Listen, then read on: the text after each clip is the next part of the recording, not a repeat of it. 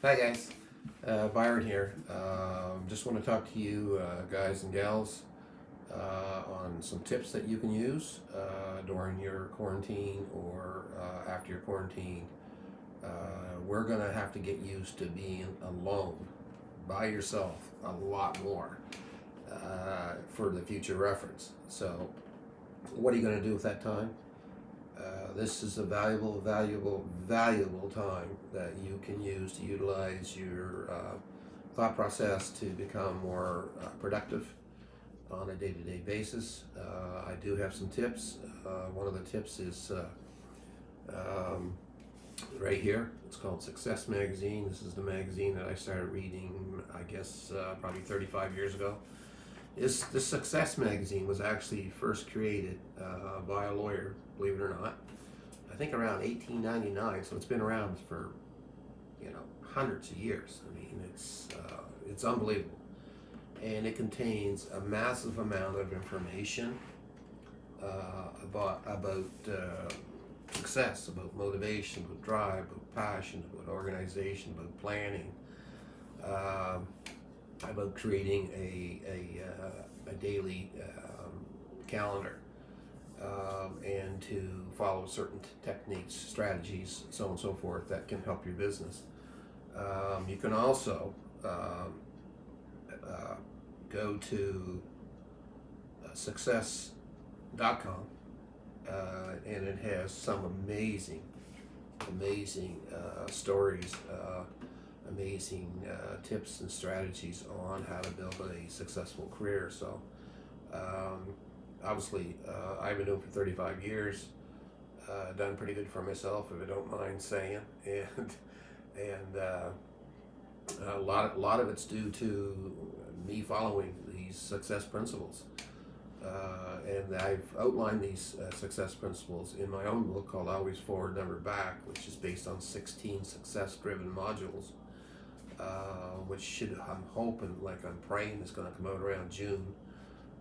It's been completed and it's gone through the first edit, and I've had three close friends of mine read the book, and they were pretty impressed with it. So I think I've already done the job, but it does provide a lot of information for people that are trying to advance their careers from one level to another, and it's based on observations that I've made in both business and personally over the last 35 years. So part of it is autobiographical, but it's also based on probably reading like 70 books, 80 books, specifically on this subject matter, and watching maybe 500 hours of YouTube videos on self-help. And my goal is to help as many people as I can in the next 5 to 10 years. And I'm not looking for any money. I just want to try to help people. So I did want to talk to you guys a little bit about a recent book that I read. It's called The Latte Factor, and it's by author by the name of David Bach. That's Bach, and he is a prolific writer. He's written multiple books on business and what you need to do from a financial point of view. I would consider him an expert in that area. His books have sold millions of copies, and he writes in a very simplistic way that anybody can understand what he's saying. In the Latte Factor, he has outlined basically 16 concepts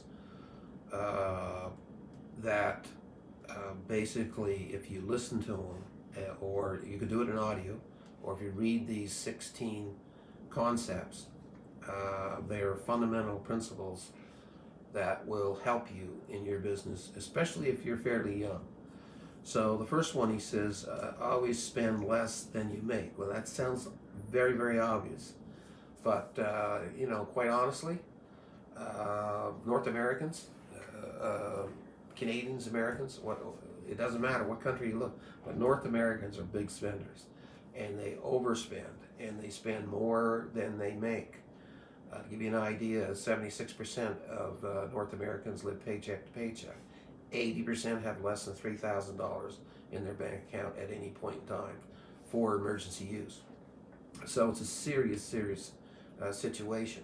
You know, the government comes out and says they're going to spend or offer $83 billion to help people. They're not really helping people, man. Like based on what I've read so far, you know, they're asking landlords to defer 3 months for tenants. So in other words, the tenants don't have to pay the landlord for 3 months. But you know, I don't even think that's good for the tenants. I mean, all you're doing, so at the end of 3 months, guess what? You still got to pay, and you're going to have to pay a lump sum. So no, I don't see where that's good. The second principle that David Bach sets out is pay yourself first, and I've always maintained that from every paycheck, if you pay yourself 10% of that paycheck and put it into an RRSP or TSA, TSFA, or whatever investment you want, that would be for your best interest.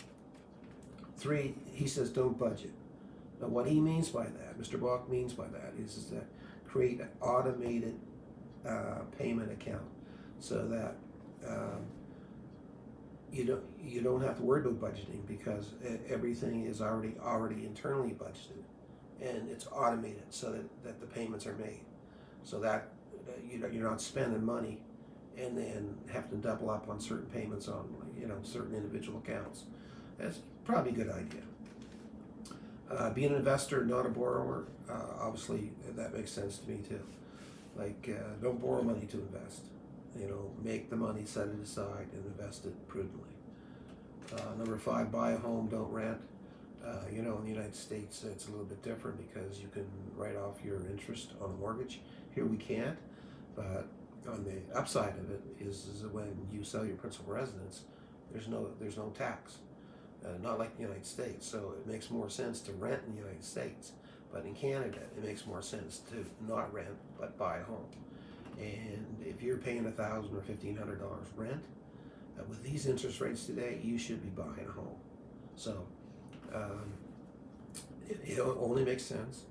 And you know, over 25 years, over amortization of a mortgage, and you're paying the mortgage principal plus interest, but you're earning equity on every payment you make over those 25 years. So at the end of 25 years, you got a home that has value.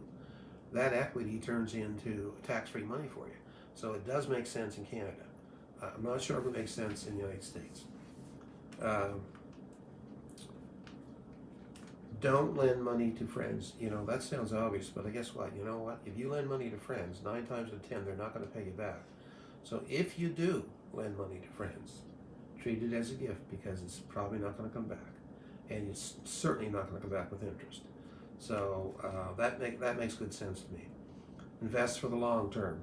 If you're a young person, 25 years old, or 30, or 35, or 40, you want to invest for the long term. Obviously, the older you become, it gets a little more tricky in terms of trying to invest for the long term. You know, I'm 60, I'll be 67 on April 10th. So I ain't going to invest for 25, 30 years. It's not going to work for me in that sense. But stay tuned, because I'll run some numbers by you, and you'll see the power of amortization and the power of compounding interest, and it will impress you. So his 9th principle is don't try to time the market. And I'm not sure if I necessarily completely agree with that. I mean, right now, if you got a lot of cash and you're waiting, you're patient, they're not using the word recession right now, but I can tell you there's 140 countries that aren't making any money right now, and it doesn't look like they're going to make any money for the next probably 3 to 6 months or longer. So whether they're prepared to admit they're in a recession, I would even argue we may be heading for a depression if we're not even in it now. So if you watch the markets now, you want to time the markets, within the next probably 2 to 3 months, the stock market is going to be way, way down. And if you got some cash and you got some time that you can wait for 4 or 5 years or 7 years or whatever, there's huge opportunities available for people to make real serious gains there. Um, you've heard the old expression, "The rich get richer." This is why the rich get richer. During these opportunities, they make a lot of money. Okay, so uh, I think I'm on number 11. Never bet the farm. That makes sense to me. I mean, that's common sense. Number 12 is a very interesting one. Once rich, stay rich. Uh, in my opinion, it's harder to stay rich. I mean, I know it sounds foolish, but once you're rich, it's harder to stay rich than trying to get to be rich, because so many people, they get to a rich point and then they lose it all, and you see it. You see it all the time.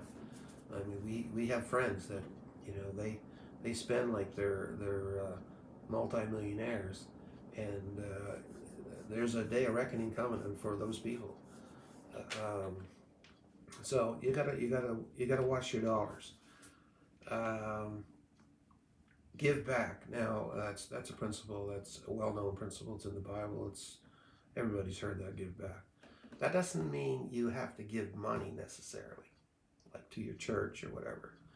Um, it means giving back in kind. So if you can help people through financial advice, through business advice, and you're not receiving any compensation for that, that's giving back.